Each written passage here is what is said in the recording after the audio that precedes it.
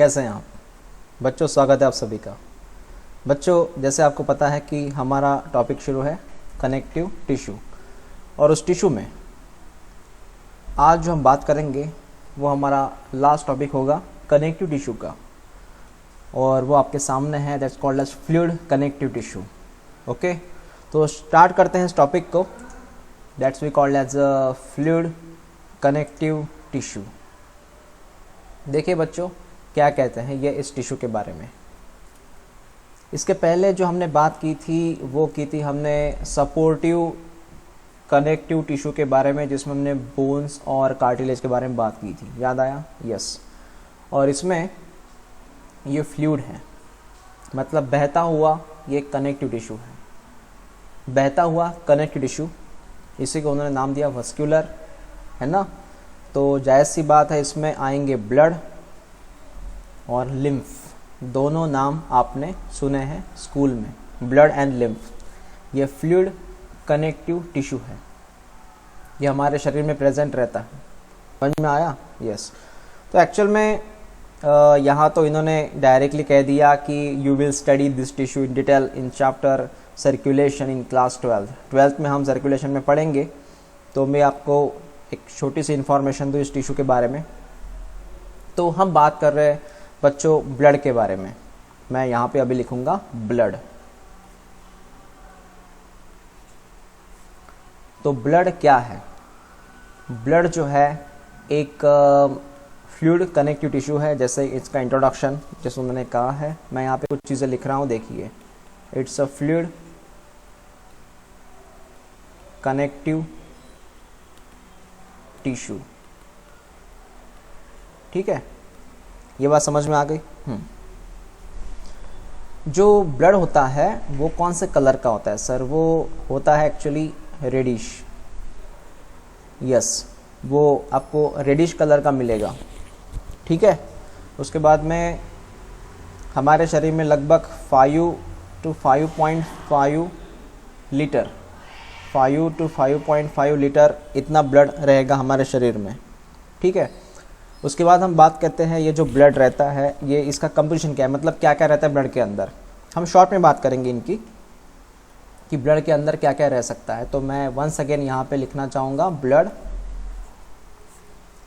तो यहाँ मैं और एक चीज़ लिखूँगा कि blood is form by 2 things.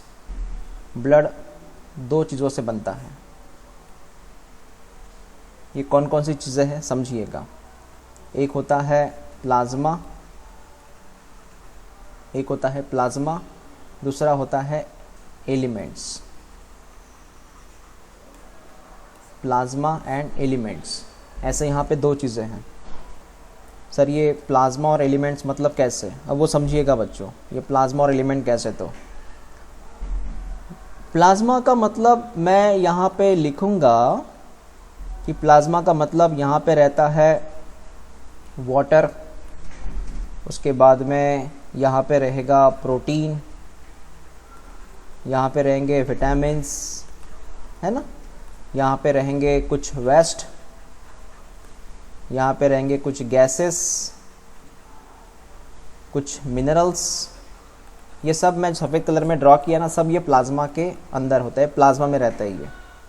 Okay, तो प्लाज्मा में इतनी सारी चीज़ें हैं, जैसे प्रोटीन है, उसके बाद में प्लाज्मा में रहता है ग्लूकोज। खून में आपको जो चीज़ें नज़र आती हैं ना, ओके, ये water, protein, vitamins, waste, gases, minerals, glucose, hormones, salts, है ना, ये सारी चीज़ें जो है बच्चों ये प्लाज्मा में होती है। और जो प्लाज्मा जो होता है वो लगभग होता है, यहाँ पे मैं लिखना चाहूँगा, प्लाज्मा रहता है 55%। यस, प्लाज्मा होता है 55%। और बचा हुआ जो 45% है, 45% वो है एलिमेंट्स। एलिमेंट्स में मैं यहाँ पे नाम लिखूँगा। एलिमेंट्स में रहते हैं बच्चों RBC, WBC, प्लेटलेट्स, मतलब सेल्स रहते हैं यहाँ पे। RBC, WBC, प्लेटलेट्स, ये सारे के सारे जो है वो सेल्स है, वो रहते हैं यहाँ पे। कहाँ पे? एलिमेंट्स में। इसे एक सिंपल भी नाम दिया गया है, इसे एलिमेंट्स, एक्चुअली इसे कहते हैं फॉर्म एलिमेंट्स। कौन से एलिमेंट कहते हैं इसको? सिंपल एलिमेंट नहीं कहते, फॉर्म एलिमेंट्स कहते हैं, मतलब सेल्स, आरबीसी, डब्ल्यूबीसी, प्लेटलेट्स, नाम सुने आपने? तो ये एलिमेंट्स है RBC, WBC, platelets, that is a cell, ये 45% है, प्लस प्लाज्मा 55% है, ऐसे कुल मिला के 100% जो है वो ब्लड बन जाता है। अगर आपने मान लीजिए बच्चों की ब्लड में से अगर आपने सेल निकाल दिए, ब्लड में से आपने अगर ये सेल निकाल दिए, तो सिर्फ कौन बचा? प्लाज्मा बचा सिर्फ। समझ में आया? समझ में आया आपको मैंने क्या कहा? तो अगर हम हमारे ब्लड में से ये सारे के सारे जो सेल्स है ये रिमूव करते हैं, माइनस करते हैं, तो सिर्फ बचेगा कौन? बचेगा प्लाज्मा। तो हम जो ब्लड को लिक्विड स्टेट में देखते हैं, पानी थे उसके अंदर, ये सब प्लाज्मा में रहता है। समझ में आया आपको? यस। जैसे अगर मैं आपको सिंपली भाषा में अगर बताऊं, जैसे हम बोलते हैं लेमन वाटर, नींबू पानी, तो उसमें जो नींबू है वो एज अ सेल होता है। मैं एग्जांपल ले रहा हूँ, है ना, और बाकी सब तो पानी है। सेम चीज़ यहाँ पे है। यहाँ पे आपको अगर ब्लड बनाना है, मैंने बोल दिया ब्लड बनाइए, तो आप क्या लोगे?